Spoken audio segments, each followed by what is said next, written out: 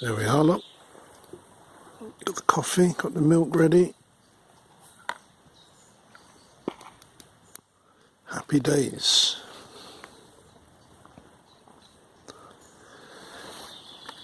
It really is a public luxury. Have you heard that term before, Pete? I just thought of it because once again it felt like, sort of won the lottery here, but in fact I'm just living like people would have done for, a long time.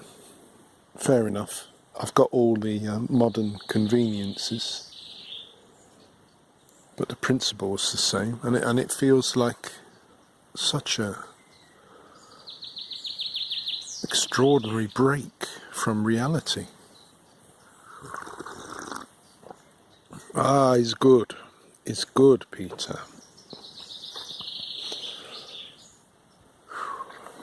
Let's have a look.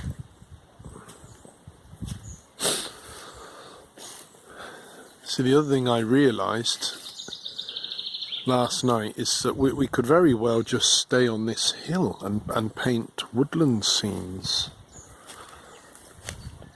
But it's somehow, we had our hearts set on these distant, dusky views. And the idea of going off and returning seemed to be the thing, but there's views everywhere here. That one, I was this close to doing it last night, but I thought I'd wait to see how the light fell through the day. And indeed, we'd have to wait till the sun was at least there. But in that light, that is a special view there. Yeah, I heard about this public luxury concept from a writer called Kornbluh, Anna Kornbluh. And I point her out to you, Pete. If you haven't read that, you could get your bots to summarise it for you, I guess. But she's rather ambitious, really, and to cut a long story short, she takes the example of a book that coined the phrase postmodern. That phrase was put simply, an attempt to sum up the culture and write about the culture and how it feels. And she's come up with her own term to describe our culture, which is in part a product of Silicon Valley, in large part. And the dark side of that is a very large part down to you and the neo-reactionary business. But she describes our culture now as one of immediacy. Everything fast, instant, with nothing in between. It's pure content, unfiltered, straight in.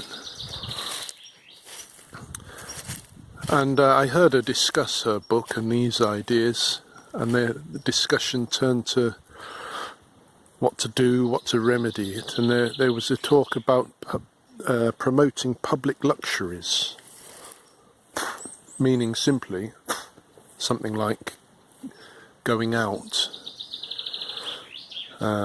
swimming, camping, basic things, even just a bit of outdoor socialising. They didn't really develop the concept, Peter, but it stuck in my mind because, as I say, in Sweden you can often feel like what is available to the public. And I don't want to sound like a promoter of Sweden, I've been here too long for that. But you do get some public luxuries. And this law is an enormous legislative guarantee of this public luxury for everyone. There's proof of it. Skål.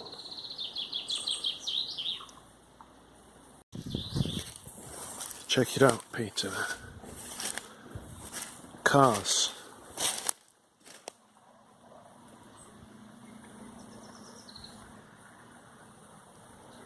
We're not under attack, it's the Lopis I talked about. They're going to open it up, I think. See, access to this whole area is gated off. It's a gated community. A gated more than human community. Until Saturday, when in the summer there's this Lopis, so we can expect to see a lot of cars going that way. And it did occur to me we could go up there and get water, but we don't need any. I'd rather not present myself. Got a lot of work to do.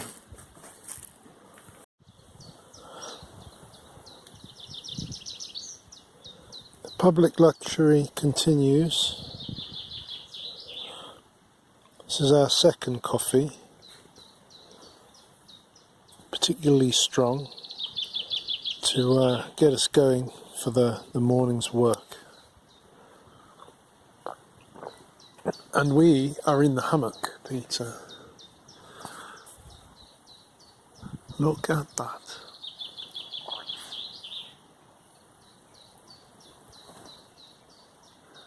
It's very, very pleasant to sit here, drifting from side to side and watching the clouds rush over the oak tree leaves.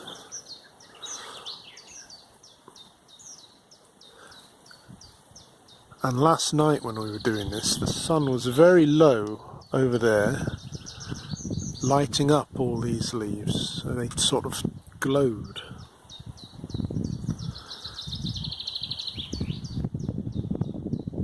So there we are, Peter. It's not turned out too bad, has it? We just got to get the work done now.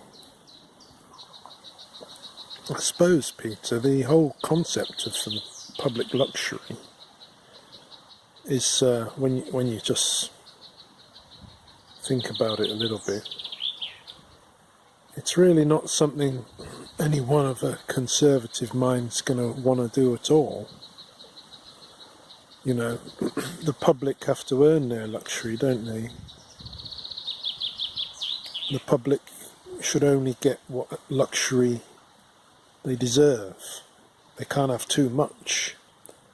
Everyone can't have luxury. That would be crazy, wouldn't it?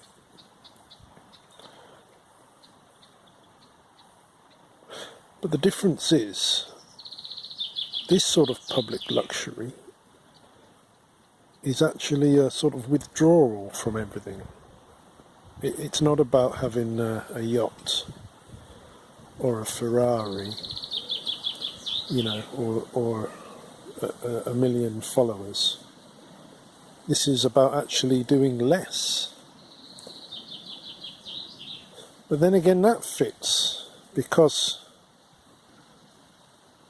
in the world of immediacy, which has us all rushing around at increased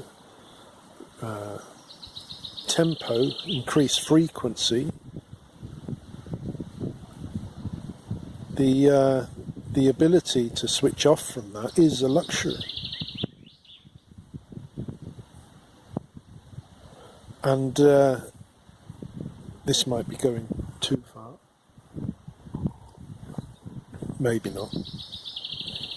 If we are to imagine the whole ship, the whole NRX ship, move into internal neurotechnology with Elon Musk's chipped monkeys, and then a chipped disabled fella, and then on to us perhaps when we're all chipped. Immediacy will be taken to a whole new level, and perhaps then the idea of switching off at all from the virtual layer will be the most luxurious thing imaginable.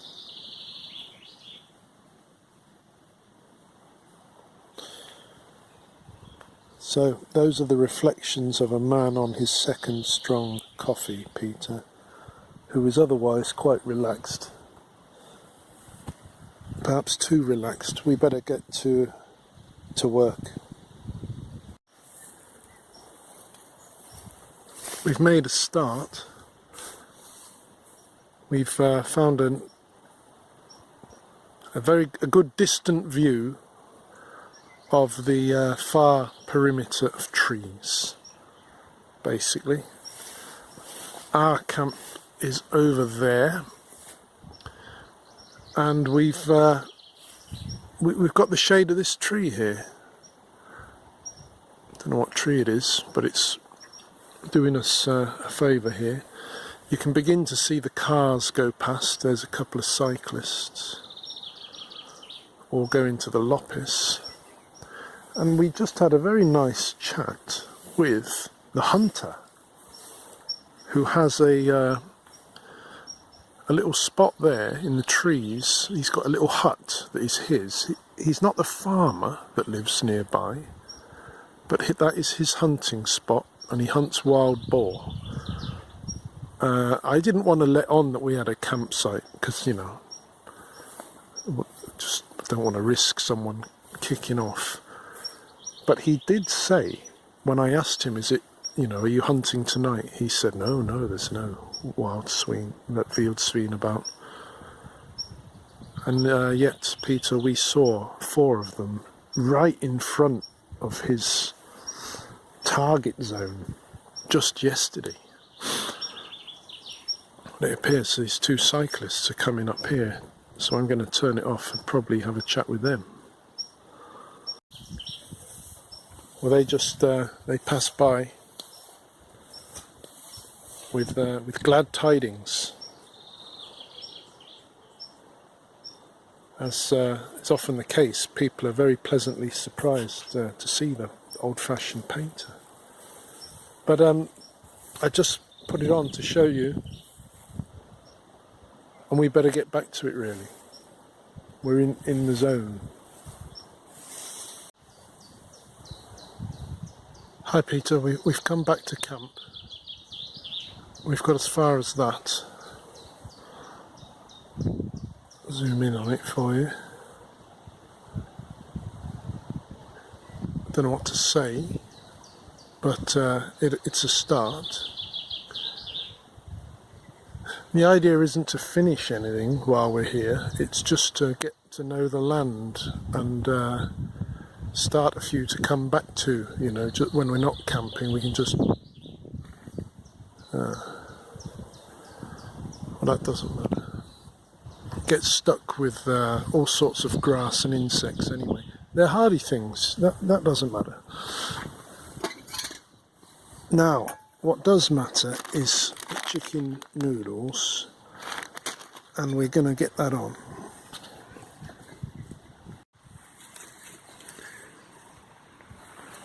You know, Peter, this is it's beginning to feel, when I reflect on what we're trying to do with you and what we've recently been doing in our old project and why we've come out camping.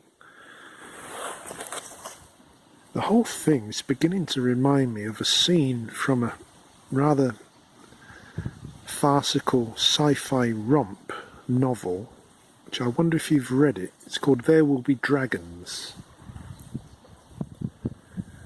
I don't think it's of the highest quality, so you know, maybe you haven't read it. But there's lots of scenes in it where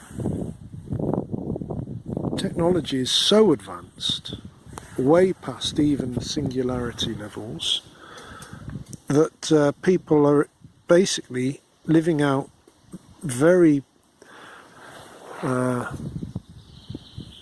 old-fashioned sort of nomadic lifestyles out of choice. And as we cook the noodles here, that occurred to me,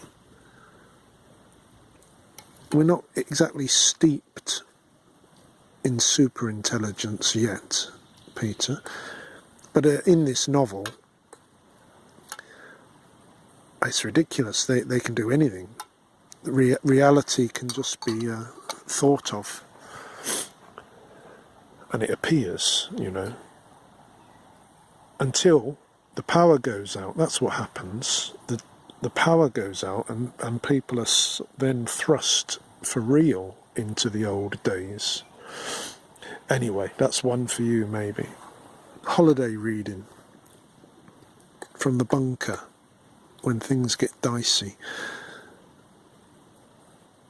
I think they look pretty good. A bit more.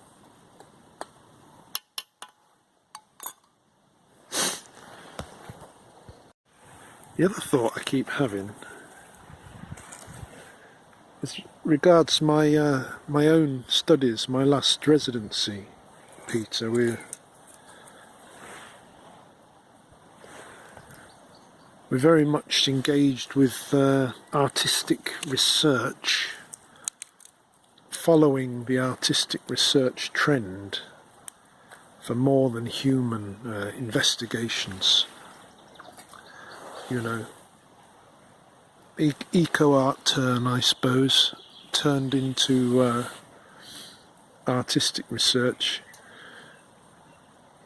basically folding all of our doing into an understanding of the world where we are, us people, are in it together with everything else that grows and lives, not separate. Anyway, it's a great thing to do and think, but when you look at all the actual art activity, I just threw a bit of bark into the noodles.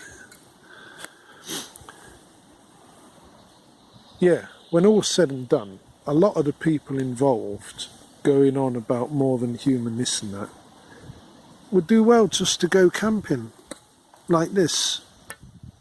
You know, if you want to get to know the more than human world, you can't from the seminar room, you know, in the Royal College or whatever. Go camping and see how it is after. Or rather, go camping, feel the benefit, but you don't have to go on about it, you know. Anyway, there's more to it than that. These are definitely ready. We've progressed on a little after lunch. We're at about that.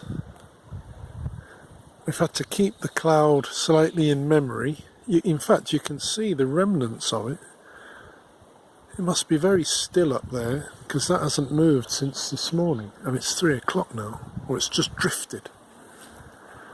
But it's that shape. Yeah, I don't know. We'll see.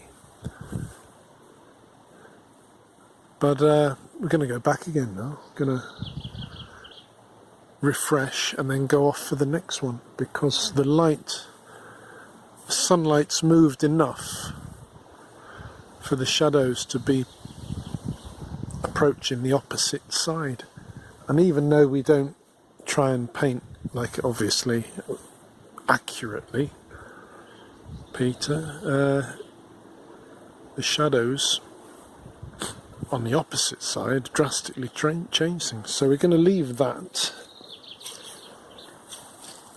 In fact, I can't even tell what we've got there. We'll see. And the other thing I wanted to just tell you is that we might well run out of battery, and all our chargers, power packs are out as well. So this could be the last message, and if it is, I hope you've enjoyed this this camping surprise. But if it's not, I'll see you in a bit, possibly in the hammock. Hi Peter, we're in the hammock. We've been reading a biography of Cézanne and enjoying the view and the rather pleasant sun that flitters through the leaves. But we're just going to have a look at something else, and I simply must show it to you. I mentioned it earlier. Can you see what that says? There it is, look. Teal Billy Elegy. J.D. Vance's real origin story. And this is the work of that journalist, Gil Duran, who's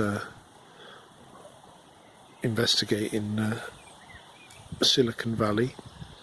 So shall we have a look?